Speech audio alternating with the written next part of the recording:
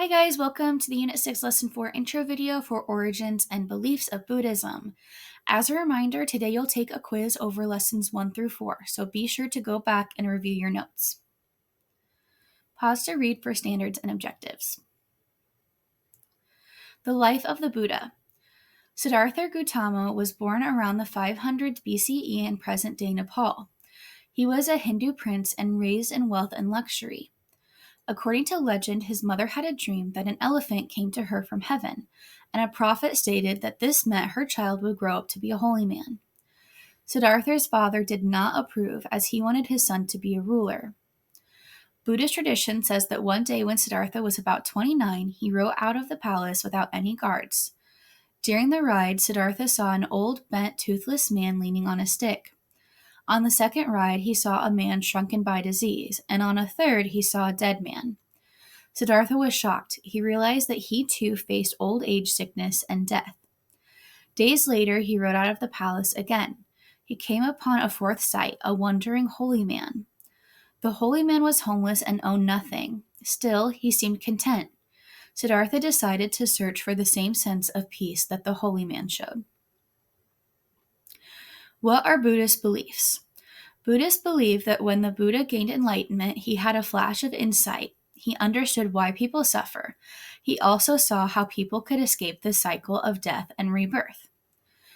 Buddha accepted the Hindu idea of karma, the idea that person's actions have consequences in this or future lives. However, the Buddha did not accept the Hindu idea of the permanent soul. He believed that a self might be reborn into a new body, but he thought the self was an illusion. He believed that it would disappear and cease to exist when a person achieved enlightenment. The Buddha moved even further away from Hindu beliefs. For example, Buddha did not believe in the existence of any god. He also did not accept specific Varna roles. The Buddha believed that good and bad actions were more important than social roles. Like Hinduism, however, his teachings supported a moral and ethical society. Let's look at the Eightfold Path, which are the core beliefs to Buddhism. The first two steps of the Eightfold Path are right belief and right purpose, and they involve preparing one's mind for a new way of life.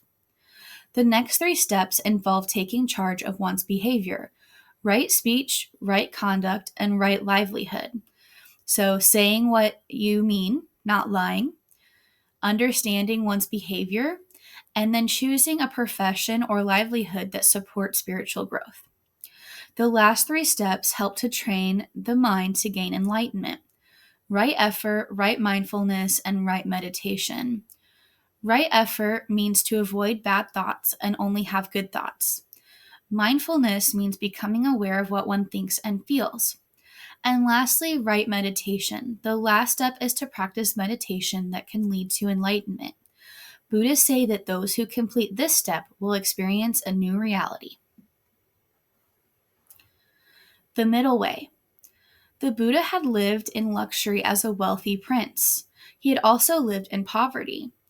One was a life given to pleasure, the other was suffering. Neither way of life led him to enlightenment. To gain enlightenment, the Buddha advised people to follow the middle way. Buddhism supports individuals in their quest to find enlightenment through the middle way and other teachings. Following the middle way meant accepting the four truths. Reaching nirvana. The goal of a person who follows the Eightfold Path is to reach nirvana. Nirvana is a state of blissful peace without desire or suffering. Those who reach nirvana are at peace with themselves. They are also freed from having to go through reincarnation. A person can reach nirvana without dying, but will be reborn after dying. Will not be reborn after dying. Some Buddhists believe that nirvana always brings enlightenment. Others believe that enlightenment only sometimes follows nirvana. How did Buddhism spread? As the Buddha preached, he gained many followers, and originally they followed him wherever he went. However, they needed places to stay when it rained. These places became Buddhist monasteries or religious communities, like in the picture. He urged his followers to reach all corners of the earth, and they carried Buddhism from India to Sri Lanka and then to the rest of Southwest Asia. And later, Buddhist monks reached China, Korea, Japan, and Tibet. Today, there are about 400 million Buddhists in the world, and most live in Asia. However, 2 million Buddhists currently live in the United States.